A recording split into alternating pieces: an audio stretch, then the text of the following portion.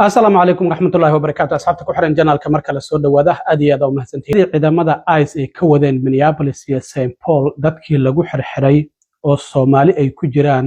ayaa dawladda dacweeyay sababta loo xiray darteed haddaba Soomaalida dacweysay qaarkood oo la faahfaahiyay dacwadahooda arrimahaasi ayaan idinla wadaagayaa waxaa sidoo kale jirta maxkamad ku taala California ayaa waxay dacweysay ciidamada ICE waxayna ka doonaysay bal xogta inay helaan dadka la xiray ilaa iyo markii Trump uu xilka la wareegay kuwa la masaafuriyay kuwa iskood isku masaafuriyay yaa dambiilayaal ah yaasan dambiilayaan ahayn haddaba xogta ay ka heleen ICE maxay muujinaysaana sidoo kale waan idinla wadaagayaa imisa qof ayaa viisayaashii dawladdu ay kala laabatay sidoo kale ilaa iyo markii Trump uu xilka la wareegay 80,000 oo qof dadka badan ayaa viisayaal lagala laabtay oo arday u badan waan idinla wadaagayaa sidoo kale balse marka hore soo dhawaada cumrada sanadkan Salama Group waxay idin haysaa adeegyo cusub waxaana ka mid ah adeegyadaas kow hoteello u dhow labada xaram ee Makka iyo Madiina loogana lugeyn karo xilliyada salaada labo gaaridaad ku soo booqan doonto goobaha muqaddaska ah ee lagu xusayo taariikhda islaamka saddex baridda qaabka loo guto acmaasha cumrada afar umreynta waalidka ama walaalka oo geeriyooday ama aan awoodin shan haddii aad tahay qof qaba baahi khaas ah xagga caafimaadka waxaan ka caawin doonaa gudashada acmaasha haddaba ku soo dhawow qiimo jaban oo ku raali gelin doona faahfaahintaasi dheer fadlan waa WhatsApp number eber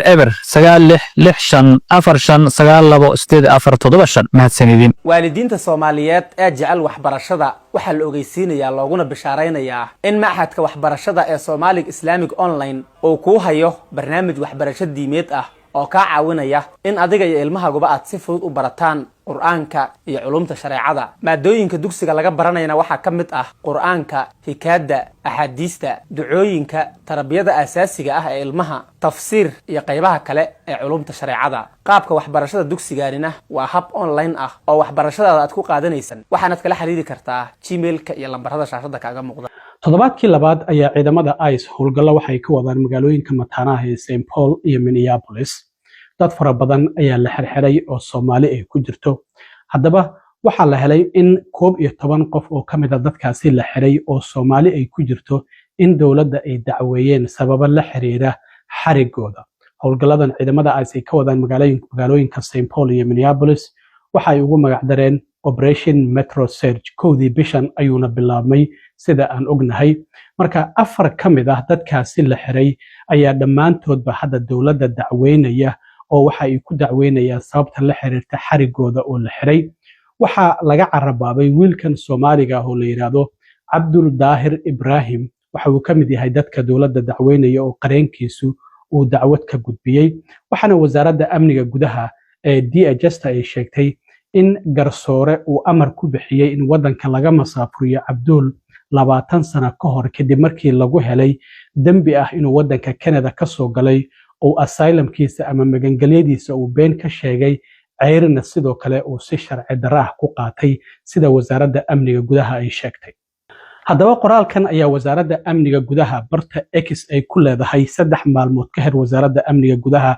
ay soo dhigtay iyadoo muujinaysa xariga Abdul oo la xirayo Minneapolisna si weyn looga yaqaano waxaana wasaaradda amniga gudaha ay ku soo qortay waxa aan xirnay nin dambiilaha oo sharci darro ah magaciisana waxay ku sheegeen Abdul Daahir Ibrahim waxaana lala xiriirinaya yiraahdeen siyaasiyiinta waaweyn ee magaaladaasi Minneapolis oo maba gobolka Minnesota sidoo kale sida sawiradan ay muujinayaan waxa la helay isagoo la sawiran gudoomiyaha gobolka Minnesota Tim Walz xildhibaanad Ilhaan Cumar iyo sidoo kale Cumar Faatix oo sanadara isla markaana maayarka u tartamay marka wasaaradda amniga gudaha qoraalkeeda waxay sidoo kale iyadoo sii wada ay sheegtay Ibrahim in lagu helay dambigaasi uu Canada ka soo galay asylumka iyo waliba inuu ceyr uu ka been sheegay inta uusan soo galin Mareykanka bishii Abriil ee 3 sanadkii 2004 marka garsoore uu maxkamadda immigration uu ku amray in wadanka laga saaro iyadoo lagu saleeyay inta ay la egyihiin musuqmaasuqa isaga lala xiriirinayo marka hoosna waxay uga qoreen bye bye Abdul oo micnaheedu tahay waan ku masaafurinaynaa marka waxa uu ka mid yahay dadka dacwadda ka gudbiyey qareenkiisu oo dowladda dacweynaya sababa la xiriira xarigiisa waxaa sidoo kale jirta cabdul inuu ku noolaa shakabi islamarkaana uu xaq u lahaa temporary protection statuska inuu dalbado 95tii ayuuna wadanka ka soo cararay oo waxa la leeyahay Canada in xiliyadaasi uu soo galay ayay u badan tahay marka 10 qof oo kale marka cabdul laga reebo ayaa iyaguna dowladda dacweeyay waxaana sidoo kale jirta dadkaasi inay ka kala yimaadeen Soomaaliya Suudaan Ethiopia Ecuador Honduras Masar iyo sidoo kalena wadanka Mexico dadkaas waxay ku dacoonayaan qaarkood kiiskoodii asylumka inuu pending yahay magangelyo doonka oo wali aan go'aan laga gaarin mid kamid ah oo aan u maleynayo inuu Soomaaliya yahay laakiin magaciisa aan la sheegin ayaa waxa uu sheegay in uu Soomaaliya ka soo cararay kadib markii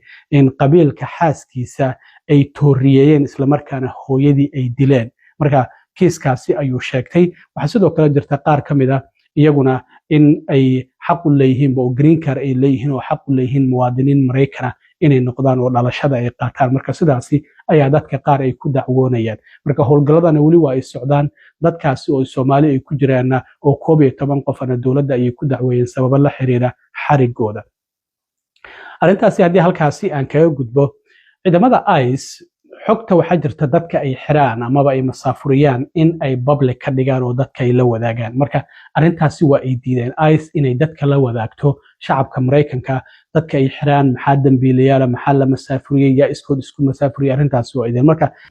jaamacad ku taala California oo magaceeda la yiraahdo University of California Berkeley qaybteeda u qaabilsan in masaafurinta ayaa waxa ay dowladda ku dacweysay inay ka helaan xogtaasi marka ICE ayaa qaybta u qaabilsan xiritaanka dadka iyo masaafurinta xafiiska u qaabilsan ICE ayaa xogtan waxa uu la wadaagay marka jaamacadii maadaama lagu dacweeyay qasabna ay tahay in hadii la dacweeyo xogtaasi ay soo bandhigaan xogtan cusub waxay muujinaysaa ICE ilaa iyo markii Trump xilka uu la wareegay 20kii January ilaa iyo bishii October 15keedii bishii 10aad in dadka ay xireen 220 kun oo qof ay gaarayeen 75 kun oo qof oo kamid ah dadkaasi waxaa la ogaaday in aysan wax dambiyaha lahayn maamulka Trump waxa uu leeyahay dambiilayaasha kuwa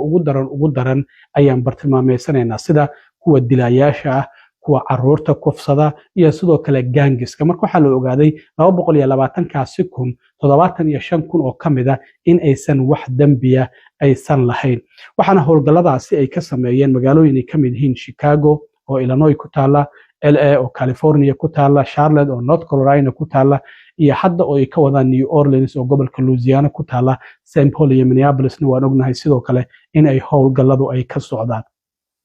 marka waxa la leeyahay ilaa iyo 20kii January isku celcelisahan maalin kasta dadka ay soo xirayeen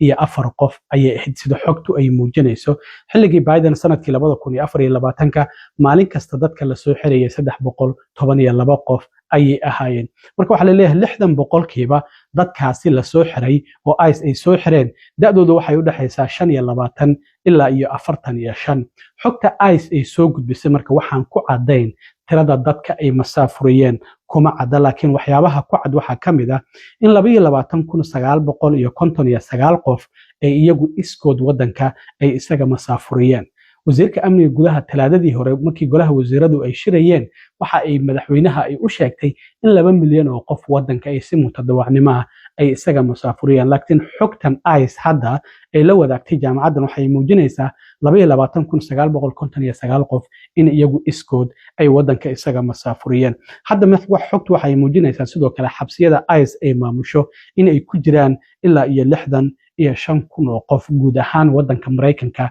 xabsiyada ICE ay gacanta ku hayso 65 kun oo qof ayaa ku xiran marka sidaasi ayay xogtu muujinaysaa laakiin waxa aan ku cadayn tirada ilaa iyo hadda markii Trump xilka uu la wareegay ay dowladdu masaafurisay laakiin waxa muuqata in wasiirka amniga gudaha sidoo kale been ay ka sheegayso dadka sida mutadawacnimada iyaguna wadanka isaga masaafuriye oo 2 milyan ka badan ay ku sheegtay laakiin hadda 22 kun oo kaliya ay xogtan ay muujinayso dhinaca kale dowladdu waxay sidoo kale waday masaafurinta amaba inay kala laabato viisayaasha dadka iyaguna wadanka visa ku yimid oo ku joogay ilaa hadda waxa wasaaradda arrimaha dibadda ay xaqiijisay shalay maalmada Isniinta 85 kun oo qof in viisayaashoodii waliba nuucyo kala duwan ah lagala laabtay waxaana ka mid ah 8,000 oo ardayda ajnabiga ah waxbarashada u soo doonata Mareykanka in ay ku jiraan marka waxa la leeyahay dadkaasi sababaha loogala laabtay waxa ka mid ah qaarkood iyagoo cabsan oo gaari wadaya in la arkay qaarkood gacan qaad ay geysteen oo assault ay geysteen